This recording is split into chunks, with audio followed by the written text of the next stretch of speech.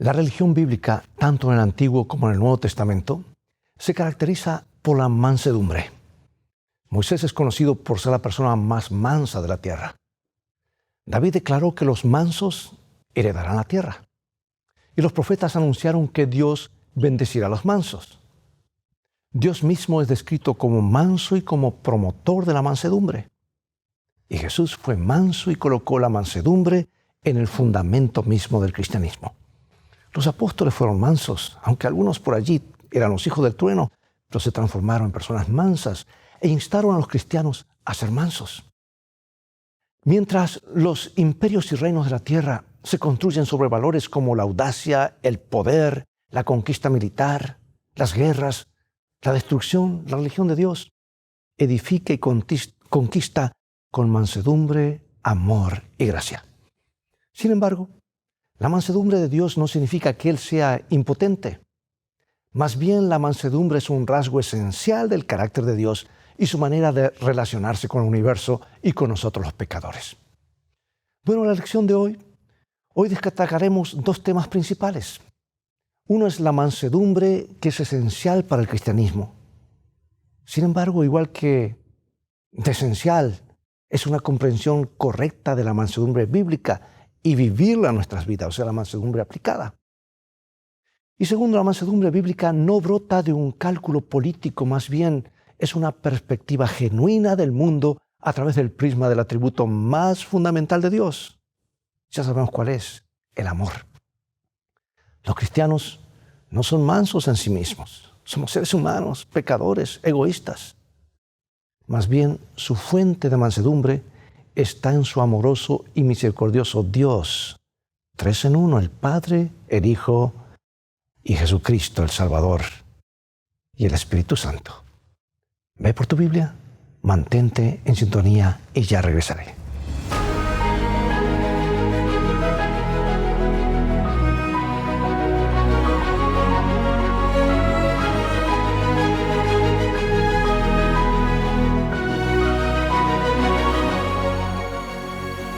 Palabras de Jesús en el Sermón del Monte, y es uno de las bienaventuranzas. Tú las conoces de memoria, Mateo 5:5.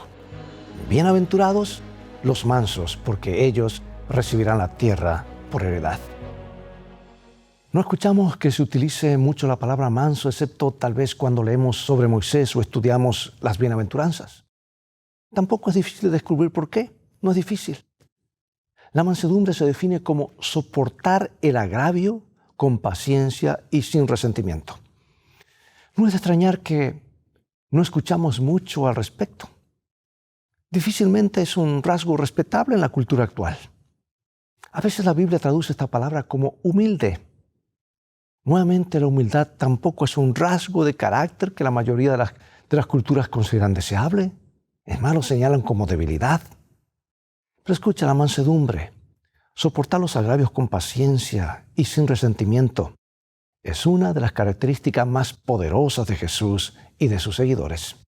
Y con todo, no es un fin en sí mismo, porque la mansedumbre de espíritu puede ser un arma poderosa en las manos de quienes se encuentran en medio del dolor y el sufrimiento.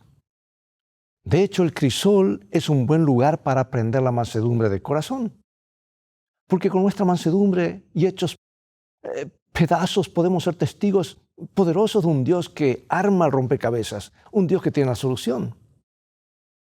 Por eso pregunto, ¿cuál es la relación entre el sufrimiento y la mansedumbre?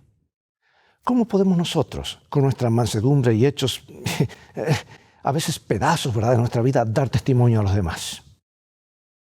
La mansedumbre, ¿cómo puede realmente ser una fortaleza y no una debilidad del cristianismo? Oswald Chambers ha dicho que debemos convertirnos en pan partido y vino derramado para los demás. ¿Qué crees que quiso decir con esto? De principio a fin, en la Biblia hay ejemplos de personas que fueron partidas para servir a los demás. Moisés fue llamado a soportar olas interminables de chismes y críticas al conducir al pueblo a la tierra prometida. José fue llamado a una experiencia que implicó traición y cárcel cuando ocupaba un puesto de servicio en Egipto. Y en cada caso, Dios permitió las situaciones para que la vida de su pueblo pudiera llegar a ser un teatro de su gracia y cuidado, no solo para sí, sino también para el bien de los demás. Amigos y amigas, Dios puede usarnos de la misma manera. Es fácil sentirse enojado o herido en esas situaciones, pero como señalamos, la mansedumbre es la capacidad que Dios nos da para soportar esas cosas con paciencia y sin resentimiento. Mira lo que dice Ezequiel 24. Dice, Ezequiel, pues os será por señal, según todas las cosas que hizo, haréis. Cuando esto ocurra, entonces sabréis que yo soy Jehová el Señor. Bueno, mediante el ejemplo de Ezequiel, el pueblo de Israel llegaría a convencerse de la verdad acerca de quién era Dios. Jehová era el Señor. Y verían esta verdad al experimentar el cumplimiento de la profecía en la vida de Ezequiel, que simbolizaba el sufrimiento que le enfrentó. Él soportó muchas cosas y a través de eso Dios quería usarlo a él como un instrumento. Yo pregunto, ¿quién sabe cuántas personas también verán a Jehová el Señor en nuestros pedazos rotos? Tarde o temprano, la vida misma nos quebranta a todos. O tal vez estás siendo quebrantado tú ahora mismo. ¿Cuál ha sido tu experiencia en este sentido? ¿Maldecir a Dios, enojarte? ¿O alabar a Dios, dar gracias y seguir confiando en Él? ¿Qué lecciones aprendemos de los golpes, del fracaso, de cosas que a veces no buscamos pero que nos llegan? ¿Cómo puede el Señor usar tu alma hecha pedazos para ayudar a otros? Bueno, vamos a ver ahora una sección que se titula Interceder pidiendo gracia. Vamos ahora a Éxodo capítulo 32 del 1 al 14. Son varios versículos. Veamos qué papel cumple Moisés aquí. Dice, viendo el pueblo que Moisés tardaba en descender del monte, se acercaron entonces a Aarón y le dijeron, levántate, haznos dioses que vayan delante de nosotros, porque a este Moisés, el varón que nos sacó de la tierra de Egipto, no sabemos qué le haya acontecido. Y Aarón les dijo, apartad los zarcillos de oro que están en las orejas de vuestras mujeres y de vuestros hijos y de vuestras hijas, y traédmelos. Entonces todo el pueblo apartó los zarcillos de oro que tenía en sus orejas y los trajeron a Aarón.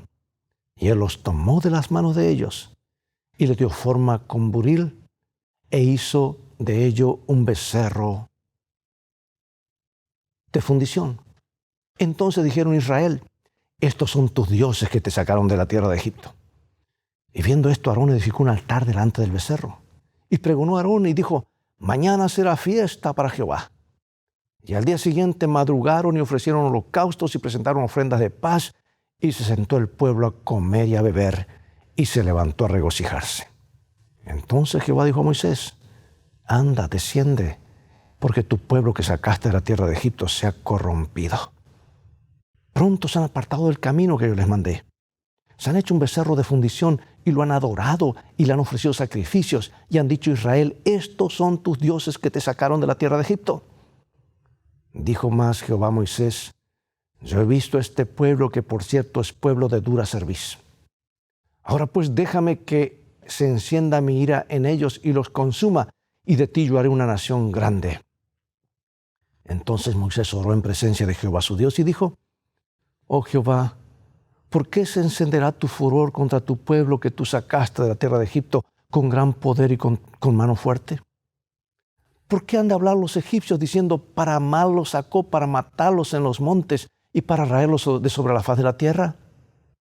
Vuélvete del ardor de tu ira y arrepiéntete de este mal contra tu pueblo.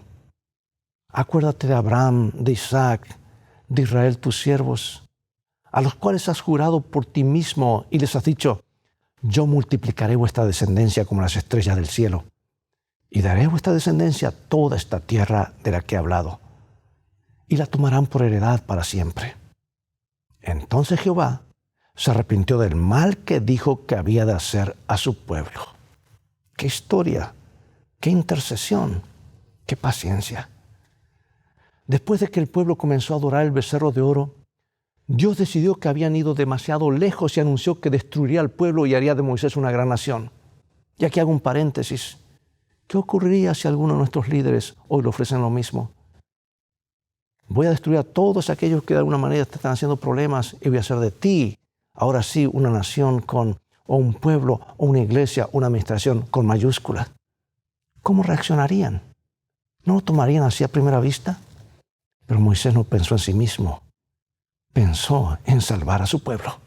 Es por eso que esos dos corazones latirán juntos en el país eterno. Y tú y yo cantaremos el cántico de Moisés y del Cordero, que es nuestra experiencia con Dios. Pero Moisés, en lugar de aceptar este ofrecimiento de Dios, suplicó a Dios que mostrara gracia por su pueblo, y Dios cedió. Bueno, aquí se plantean dos cuestiones importantes. En primer lugar, el ofrecimiento de Dios de destruir al pueblo rebelde y bendecir a Moisés fue una prueba dura para él. Dios quería que Moisés demostrara cuánta compasión sentía por ese pueblo terriblemente desobediente. Y Moisés pasó la prueba. Al igual que Jesús, suplicó misericordia para los pecadores. Perdónalos, Padre, no saben lo que hacen. Y esto revela algo muy interesante, porque a veces Dios también puede permitir que enfrentemos oposición, que pasemos por un crisol para que Él, nosotros y el universo expectante podamos ver cuánta compasión tenemos por los descarriados. Pero en segundo lugar, este pasaje muestra que la oposición y la desobediencia son un llamado a demostrar gracia. La gracia es necesaria cuando la gente menos la merece. Pero cuando menos la merece, es también el momento en que menos nos apetece ofrecerla. Por ejemplo, cuando María, la hermana de Moisés, lo criticó y luego enfermó, él clamó al Señor para que la sanara de la lepra. Y cuando Dios se enojó con Coré y sus seguidores y amenazó con destruirlos a todos, Moisés cayó sobre su rostro para suplicar por la vida de ellos. Al día siguiente, cuando Israel se quejó contra Moisés por la muerte de los rebeldes y Dios amenazó con destruirlos a todos nuevamente, otra vez Moisés cayó sobre sus rodillas y rápidamente instó a Aarón a hacer expiación por todos ellos. En su mansedumbre, en su abnegación en medio de este crisol, Moisés buscó la gracia en favor de quienes evidentemente no la merecían. Oh, Moisés era una persona diferente ahora a lo que fue hacía 40 años atrás, cuando rápidamente, ante un arrebato de enojo, ahora comenzaba a matar a una persona y la enterraba rápidamente en la arena. Pero las cosas cambiaron. Ahora comenzó a manifestar la gracia, la mansedumbre. Pregunto, ¿cómo puedes, con mansedumbre y humildad abnegada, ser una revelación de la gracia de Dios para los que te rodean? Alguien dijo una vez, por ende, amar a nuestros enemigos no significa que debamos amar el polvo en el que está enterrada la perla, significa que amamos la perla que yace en el polvo. Dios no nos ama porque por naturaleza seamos dignos de amor. Llegamos a ser dignos de su amor porque Él nos ama. Cuando miras a tus enemigos, ¿qué ves normalmente? ¿La perla o el polvo que la rodea? Nuevamente Jesús en el Sermón del Monte, Mateo 5, oísteis que fue dicho, amarás a tu prójimo y aborrecerás a tu enemigo. Pero yo os digo, amad a vuestros enemigos, bendecid a los que os maldicen, haced bien a los que os aborrecen y orad por los que os ultrajan y os persiguen, para que seáis hijos de vuestro Padre que está en los cielos, que hace salir su sol sobre malos y buenos, y que hace llover sobre justos e injustos. Porque si amáis a los que os aman, ¿qué recompensa tendréis? ¿No hacen también lo mismo los publicanos? Y si saludáis a vuestros hermanos solamente, ¿qué hacéis de más? ¿No hacen también así los gentiles? Sed pues vosotros perfectos como vuestro Padre que está en los cielos es perfecto. O sea que, amigos, Jesús nos llama a amar y orar aún por nuestros enemigos. ¿Qué ejemplo de naturaleza nos da Jesús que nos ayuda a entender por qué debemos amar a nuestros enemigos? ¿Cuál es el propósito de la enseñanza? Aquí Jesús utiliza el ejemplo de su Padre Celestial para ilustrar cómo debemos tratar a los que nos hieren, quienes quizás nos empujan a la peor forma de crisol. Jesús menciona que su Padre derrama la bendición de la lluvia sobre justos e injustos. Si Dios da lluvia incluso a los injustos, ¿cómo deberíamos tratarlos nosotros también? Jesús no quiso decir que siempre debemos tener sentimientos cálidos con todos los que nos causan problemas, aunque esto también es posible. Fundamentalmente, el amor por nuestros enemigos no pretende ser un sentimiento que tengamos por ellos, sino acciones específicas para con ellos que revelen cuidado y consideración. Y eso sí es diferente, ¿verdad? Y Jesús concluye este pasaje con un versículo que a menudo causa mucho debate. Dice, sed pues vosotros perfectos, como vuestro Padre que está en los cielos es perfecto. Mateo 5:48. Pero el significado es muy claro en el contexto. Aquellos que quieren ser perfectos como Dios es perfecto deben mostrar amor por sus enemigos como Dios muestra amor por los suyos. Ser perfecto a los ojos de Dios es amar al adversario. ¿Escuchaste? Y esto requiere ser manso de corazón, algo que solo Dios nos puede dar. Con la definición de mansedumbre en mente, con esta definición, que es soportar el agravio con paciencia y sin resentimiento, te desafío que enumeres los cambios que debes hacer o que yo debo hacer para permitir que el Señor nos dé esa clase de mansedumbre de corazón que nos ayudará a tener la actitud correcta hacia nuestros enemigos. Los ejemplos más poderosos de mansedumbre en el crisol provienen de Jesús. Cuando Él dijo, aprended de mí que soy manso y humilde de corazón y hallaréis descanso para vuestras almas. Sus implicaciones son tales que probablemente ni podemos imaginarlas. ¿Qué principios de mansedumbre y humildad en medio del crisol podemos aprender del ejemplo de Jesús? Como lo dice San Pedro. Vamos a ver 1 Pedro 2, 18 al 25. Criados, estad sujetos con todo respeto a vuestros amos, no solamente a los buenos y afables, sino también a los difíciles de soportar. Porque esto merece aprobación. Si alguno a causa de la conciencia delante de Dios sufre molestias padeciendo injustamente, pues qué gloria es si pecando sois abofeteados y lo soportáis. Mas si haciendo lo bueno sufrís y lo soportáis, esto ciertamente es aprobado delante de Dios. Pues para esto fuisteis llamados, porque también Cristo padeció por nosotros, dejándonos ejemplo para que sigáis tus pisadas, el cual no hizo pecado, ni se halló engaño en su boca, quien cuando lo maldecían no respondía con maldición, cuando padecía no amenazaba, sino encomendaba la causa al que juzga justamente, quien llevó él mismo nuestros pecados en su cuerpo sobre el madero, para que nosotros, estando muertos a los pecados, vivamos a la justicia, y por cuya herida fuisteis sanados. Porque vosotros eras como ovejas descarriadas, pero ahora habéis vuelto al pastor y obispo de vuestras almas. Bueno, aquí Pedro da un consejo sorprendente a los esclavos. Describe cómo respondió Jesús al trato injusto y doloroso y plantea que les ha dejado ejemplo, dice, para que sigáis sus pisadas. Es terrible, amigos, si tú lo puedes haber experimentado, ver cuando alguien trata a otro injustamente, nos llena de ira, ¿verdad? Y es extremadamente doloroso cuando somos nosotros quienes recibimos ese trato. Y debido a que normalmente tenemos un fuerte sentido de justicia, cuando ocurre una injusticia, nuestro instinto es arreglar las cosas, tomar las cosas en nuestras manos. Mientras cargamos con lo que supuestamente es una ira justa y recta. No es fácil vivir así. Y hasta imposible a menos que aceptemos una verdad fundamental, que en todas las situaciones injustas debemos creer que nuestro Padre Celestial tiene el control que actuará en nuestro favor cuando sea su voluntad. Cuando sea esto en el momento que le indique, según su voluntad.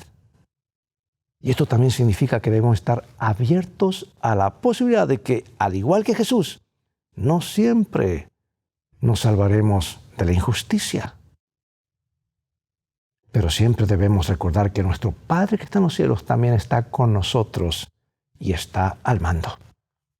Así que el consejo de Pedro, inspirado en la vida de Jesús, es sorprendente porque parece ser que el silencio ante el sufrimiento injusto es un testimonio mayor de la gloria de Dios que arreglar las cosas a nuestra manera. Cuando Caifás y Pilato lo interrogaron, Jesús podría haber dicho y hecho muchas cosas para corregir la situación y justificarse, pero no lo hizo. Su silencio fue un testimonio de su mansedumbre. ¿Cómo afrontas situaciones en las que te han tratado injustamente? ¿Cómo puedes aprovechar mejor algunos de los principios analizados aquí y aplicarlos a tu vida? Y quiero hablarte en cosas prácticas. Cuando manejas en la calle, en la ruta, justo se te atraviesa, otro te hace una maldición, o alguien te trató mal, o alguien te empujó. ¿Cómo reaccionas? Con mucha frecuencia los más orgullosos, los más arrogantes y agresivos son los que sufren de baja autoestima. Y eso abunda en el mundo hoy. Su arrogancia, orgullo y su falta de mansedumbre o humildad son como una pantalla, quizás hasta en forma inconsciente, de algo que está faltando en el interior. Yo les llamo a eso que tienen los fusibles, los amperios muy bajitos, cualquier cosa explotan. Y toman las cosas, la venganza en sus manos. Lo que necesitan es algo que todos necesitamos. Una sensación de seguridad, de dignidad, de aceptación, especialmente en tiempos de angustia y sufrimiento. Y el sufrimiento nos ablanda, nos cambia. Podemos encontrar eso solamente por intermedio del Señor. En resumen, amigo, amiga, la mansedumbre y la humildad, lejos de ser atributos de debilidad, a menudo son la manifestación más poderosa de un alma firmemente arraigada en la roca. Y aquí tengo esta cita maravillosa. Dice: sin causa alguna, los hombres llegarán a ser nuestros enemigos. Los motivos del pueblo de Dios serán tergiversados no solamente por el mundo, sino también por sus propios hermanos. Los siervos del Señor serán colocados en situaciones difíciles. A fin de justificar la conducta egoísta e injusta de los hombres, se hará una montaña de una insignificancia. Y por medio de tergiversaciones, estos hombres serán vestidos con los oscuros ropajes de la deshonestidad, debido a que circunstancias que están más allá de su control confundieron su obra. Se los señalará como hombres en quienes no se puede confiar. Y esto lo harán los miembros de la iglesia. Los siervos de Dios deben armarse con toda la mente de Cristo. Allí está. No deben esperar que escaparán del insulto y la tergiversación. Se los tildará de excéntricos y fanáticos. Pero nadie debe desanimarse. La mano de Dios está sobre el timón de su providencia, guiando su obra para la gloria de su nombre. Sí, amigo y amiga, nos esperan momentos difíciles. Por eso pregunto, ¿cuán inmune eres a los reproches y las observaciones mordaces de los demás? Lo más probable es que no seas tan inmune, ¿verdad? ¿Cómo puedes aferrarte al Señor y anclar tu autoestima en aquel que te ama tanto, que murió por tus pecados, y así protegerte de quienes te desprecian? Y ahora, para concluir, nuestro Dios es un comunicador perfecto. Le dice a la gente abierta y comprensiblemente lo que le gusta y lo que no le gusta. Por lo tanto, Dios no nos deja ninguna duda en cuanto a sus sentimientos sobre el pecado. Él lo rechaza. Y al mismo tiempo, Dios no humilla al pecador con el propósito de subyugarlo. Más bien, Dios habla de la situación generada por el pecado y al mismo tiempo proporciona soluciones. Sí, su reacción contra el pecado es inequívoca, pero también lo es su invitación a los pecadores para que se reconcilien con Él. Piensa en cómo puedes ser manso, pero denunciador del pecado en tu vida y en la vida de tu familia y miembros de la comunidad. Piensa en la idea de que nuestra vida es un teatro para que los otros mundos vean y aprendan. Comparte con el grupo, tu grupo Escuela Sabática, con tu clase, tus sentimientos al pensar en esta idea. ¿Cómo cambia tu vida cuando eres consciente de este panorama más amplio, del gran cuadro, el cuadro general? Deseado toda la gente, este libro maravilloso nos dice: las dificultades que hemos de arrostrar pueden ser muy disminuidas por la mansedumbre que se oculta en Cristo. Si poseemos la humildad de nuestro Maestro, nos elevaremos por encima de los desprecios, los rechazos, las molestias a las que estamos expuestos diariamente, y esas cosas dejarán de oprimir nuestro espíritu. La mayor evidencia de nobleza que haya en un cristiano es el dominio propio. El que bajo un ultraje o la crueldad no conserva un espíritu confiado y sereno, despoja a Dios de su derecho a revelar en él su propia perfección de carácter. La humildad de corazón es la fuerza que da la victoria a los seguidores de Cristo. Es la prenda de su conexión con los atrios celestiales. La humildad, amigo y amiga, ¿en qué medida nos permite elevarnos por encima de las heridas y las molestias? ¿Cuál crees que es la característica más importante de la humildad que nos permite hacer esto? En tu cultura, ¿cuánto se valora la humildad y la mansedumbre? ¿O es la ley del más fuerte? ¿Se la respeta o se la desprecia? ¿Qué tipo de presiones enfrentas en tu cultura que atentan contra el desarrollo de estas características? ¿Existen grandes ejemplos de mansedumbre y humildad en gente que vive actualmente? Si es así, ¿cómo manifestó estos rasgos? ¿Cómo y qué puedes aprender de ella? Porque muchas veces equiparamos la mansedumbre y la humildad con debilidad. Vimos que David buscó al Señor como refugio. ¿Y cómo funciona esto? ¿Cómo se manifiesta siempre este refugio? En otras palabras, ¿cómo podemos nosotros como iglesia ser un refugio para quienes necesitan un resguardo? ¿Qué tipo de amparo ofrece tu iglesia local? No solamente estoy hablando de cuidado físico, sino el cuidado espiritual, emocional de esas personas que necesitan de Jesús. Y sobre todo, ¿qué podemos hacer ahora para ayudar a que sea un lugar de refugio para quienes lo necesitan? Dios nos ayude a practicar, a tener un cristianismo práctico, pero sobre todo a ser pacientes como Jesús lo fue. Oremos. Padre Celestial, gracias, porque tu palabra nos realinea, nos muestra que tomar las cosas en nuestras manos, a nuestra manera, no es lo mejor. Debemos ir a ti, contemplar tu carácter, oh Dios, el carácter de Jesús, para poder reflejarlo. Queremos ser amorosos, pacientes, amables, compasivos con los demás. Para eso, crea un nuevo ser en nosotros, haznos nacer de nuevo a una nueva naturaleza. Que tu Espíritu Santo se encargue de eso. Por eso queremos ir a tu palabra, para aplicarla como nuestra guía y que tus principios se manifiesten en nuestras vidas. En el nombre de Jesús oramos. Amén. Bien, amigos, es todo el tiempo que tenemos por hoy. Nuevamente ha llegado el momento de despedirnos. Será hasta un próximo programa de la serie Lecciones de Vida. Invita a otros a sintonizar en este canal y transfórmate tú mismo en un canal de bendiciones y un canal de esperanza. Dios te bendiga y recuerda, tú vales mucho para Jesús. Él te ama más de lo que puedes imaginar. Y en el viaje de la vida, las cosas han de terminar bien si haces de la Biblia tu GPS y a Jesús como tu guía. Maranata.